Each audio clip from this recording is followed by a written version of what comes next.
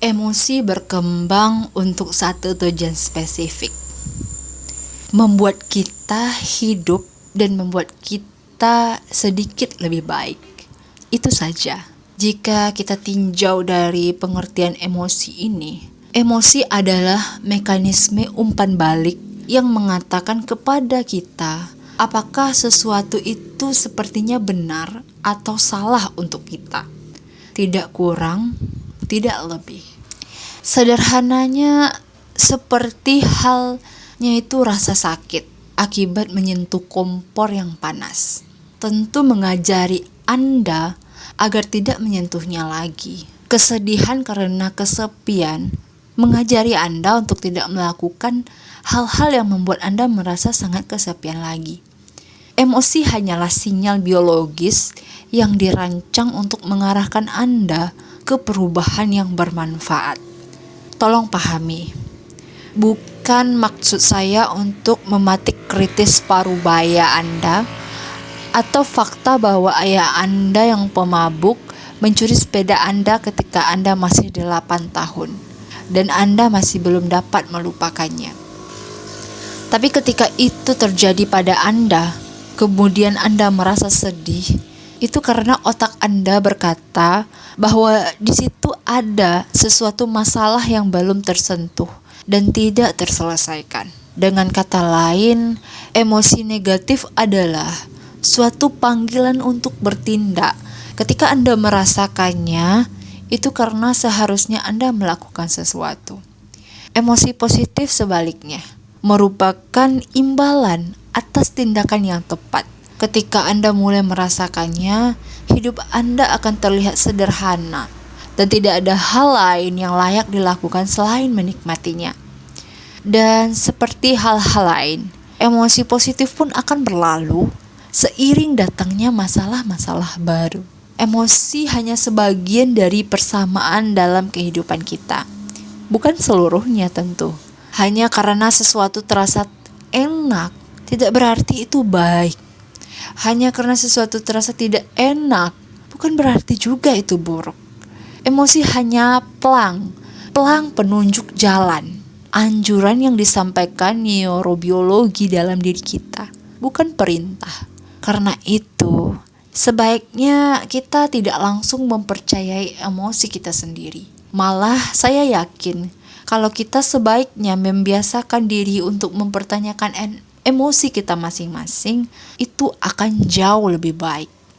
Banyak orang diajarkan untuk menekan emosi mereka demi berbagai alasan pribadi, sosial, atau budaya, terutama emosi negatif. Sedihnya, menyangkal emosi negatif berarti menolak mekanisme umpan balik yang membantu seseorang menyelesaikan masalah. Sebagai hasilnya, banyak individu yang tertekan. Ini berujung menghadapi masalah mereka sepanjang hidup. Dan jika mereka tidak bisa memecahkan masalah, mereka tidak bisa bahagia. Ingat, ada alasan di balik rasa sakit. Namun, ada orang-orang yang mengenali emosi secara berlebihan. Ya, sangat berlebihan. Bahkan meletup-letup istilahnya. Semua hal dibenarkan hanya berdasar pada apa yang mereka rasakan. Oh, saya mematahkan kaca depan mobilmu. Itu karena saya sungguh marah. Saya tidak bisa menahannya. Atau saya keluar dari sekolah dan pindah ke Alaska hanya karena rasa itu keputusan yang tepat. Pengambilan keputusan berdasarkan intuisi emosional tanpa dibantu penalaran agar tetap pada jalurnya biasanya membuat sesak di akhir. Apakah Anda tahu siapa yang menyadarkan seluruh hidup pada emosinya? Balita dan anjing. Anda tahu, selain balita dan seekor anjing, tahi di karpet. Obsesi dan perhatian yang berlebihan terhadap emosi akan menggagalkan kita karena alasan sederhana, yaitu bahwa emosi tidak kekal. Apapun yang membuat kita bahagia hari ini tidak akan membuat kita bahagia lagi esok, karena biologi kita selalu membutuhkan sesuatu yang lebih. Fiksasi terhadap kebahagiaan secara niscaya akan meminta kita untuk tiada habisnya mengajar sesuatu yang lain, yang lebih, yang mewah, yang besar. yang lebih intinya.